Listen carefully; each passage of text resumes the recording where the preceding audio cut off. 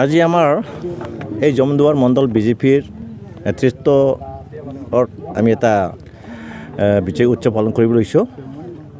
কাৰণ যোৱাকালি আমাৰ ভাৰতৰ মহামহিম ৰাষ্ট্ৰপতি শ্ৰীমতী দ্ৰৌপদী মুৰ্মুৱে বহুতৰ মাৰ্জিনত জিকি গৈছে। এইটো আমি আজি খুচিৰে এখেতক আমি ওয়েলকাম জনাৰ লগতে এই বিজয় উৎসৱটো পালন কৰিছোঁ। কাৰণ আমি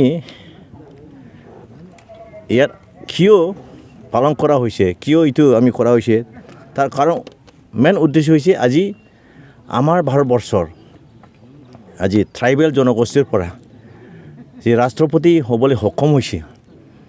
আমি গোটেই ট্ৰাইবেল জনগোষ্ঠী, আমাৰ ভাৰতৰ জনগোষ্ঠী ট্ৰাইবেলে চব নথৈ আনন্দিত হৈছোঁ।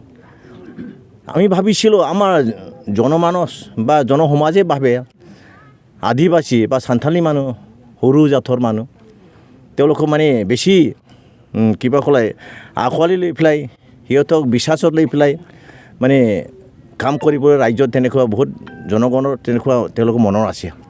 কিন্তু আজি আমাৰ এই বিজেপি চৰকাৰ, যি বিজেপি চৰকাৰ গৰীবৰ কাৰণে চিন্তা কৰে, সকলো জনগোষ্ঠীক চিন্তা কৰে। এইকাৰণে আজি আমি যদিও বড়োবিলাকে ইয়াৰ ৰাষ্ট্ৰপতি হোৱা নাই, কিন্তু আদিবাসী আমাৰ সান্থালী মানুহ ইয়াত হয় নিশ্চয় তেওঁলোকে ট্ৰাইবেল হয়, কিন্তু ভাৰতবৰ্ষৰ বেলেগ বেলেগ ষ্টেটৰ ট্ৰাইবেল হয়। গতিকে আমি ভাবিছোঁ, আমি বড়োবিলাকে ভাবিছোঁ আদিবাসী বা সান্থালী আজি ট্ৰাইবেল মানুহে তাৰ ৰাষ্ট্ৰপতি হোৱা মানে বড়ো ট্ৰাইবেলে ৰাষ্ট্ৰপতি হোৱা বুলি আমি ভাবি লৈছোঁ। এইকাৰণে আমি নথৈ আনন্দ দিছোঁ। বড়ো যিমানখিনি বড়ো আছোঁ আমি, আমাৰ বিজেপি হওক বেলেগ বেলেগ জনগোষ্ঠী হওক আমাৰ বড়োবিলাকত আমি নথৈ আনন্দ দিছোঁ। গতিকে আজি বিজেপি চৰকাৰ আমাৰ মাননীয় প্ৰধানমন্ত্ৰী নৰেন্দ্ৰ মোদী ডাঙৰীয়া, আমাৰ পাৰ্টিৰ সভাপতি জে.পি. নাড্ডা ডাঙৰীয়া, এখেতক আমি ধন্যবাদ দিছোঁ। কাৰণ তেওঁলোকে পিছপৰা জনগোষ্ঠীৰ উঠাই আনি আজি ভাৰতৰ যি চিটিজেন নাগৰিক, এই ভাৰতৰ নাগৰিক নাম্বাৰ 1 নাগৰিক কৰিবলৈ আমি বা আমাক এইখিনি সুবিধা দিলে। আজি আমাৰ দ্ৰৌপদী মুৰ্মু ডাঙৰীয়ানীয়ে জিকি গৈ পেলাই ভাৰতৰ মালিক হৈছে। যদি কিবা হ'ব লাগে তেওঁৰ নামতহে হ'ব। গতিকে আজি আমি ধৰি লৈছোঁ বা আমি ক'ব পাৰোঁ দ্ৰৌপদী মুৰ্মু আমাৰ ভাৰতৰ মালিক হৈ অনুমতি মানে ভাৰত চৰকাৰে একো কাম কৰিব নোৱাৰে। গতিকে আমি আজি এইটোকে মনত কি কয় উৎসাহ উদ্দীপনাৰে যিবিলাক আমাৰ MP বিলাকে, যিবিলাক আমাৰ MLA বিলাকে ভোট দি জিকাই দিলে তেখেতসকলক ধন্যবাদ দিছোঁ।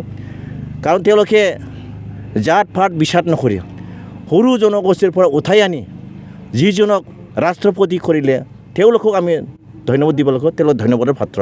গতিকে আমি এই জমদুৱাৰ মণ্ডলৰ তৰফৰ পৰা তেওঁলোকক ধন্যবাদ দিছোঁ।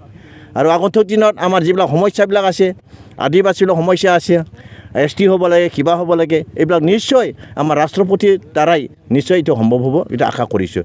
গতিকে মই অনুৰোধ কৰিছোঁ আমাৰ যিমানখিনি সান্থালী মানুহ আছে আমাৰ এই অঞ্চলত, যিমানখিনি আদিবাসী মানুহ আছে এইখিনিত, ইয়াত আমি যি বিজেপি চৰকাৰে আমাৰ বিজেপি পাৰ্টীয়ে যিখিনি দায়িত্ব লৈ কাম কৰিছে আপোনালোকে সহায় কৰিব লাগিব, যাতে আগন্তুক দিনৰ আকৌ তাতকৈ বেছি ভাল কাম আমাৰ সান্থালীৰ কাৰণে, ট্ৰাইবেলৰ কাৰণে কাম কৰি ফুৰে। মই আমাৰ সান্থালী ভাই বন্ধুবিলাকো অনুৰোধ কৰিছোঁ, অনুৰোধ জনাইছোঁ। আৰু আজিৰ দিনা আমি এইটোকে ফূৰ্তিৰে আমি পালন কৰিছোঁ। আৰু আমাৰ মাননীয় ৰাষ্ট্ৰপতি মুৰ্মু ডাঙৰীয়ানীক আমি কংগ্ৰেচুলেশ্যন দিছোঁ, আঁকোৱালি লৈছোঁ, আদৰি জনাইছোঁ। আৰু এখেতক লংজিভিটি, এখেতে দীৰ্ঘ আয়ু হওক, দীৰ্ঘ আয়ু হৈ ভালকৈ তেওঁৰ যে ভোট পালে যে এইটো ভালকৈ চলাই লৈ যাব বুলি আশা কৰি ঈশ্বৰৰ ওচৰত আমি সদায় প্ৰাৰ্থনা কৰিম। আমি সকলোৱে একেধৰণে প্ৰাৰ্থনা কৰি আছোঁ।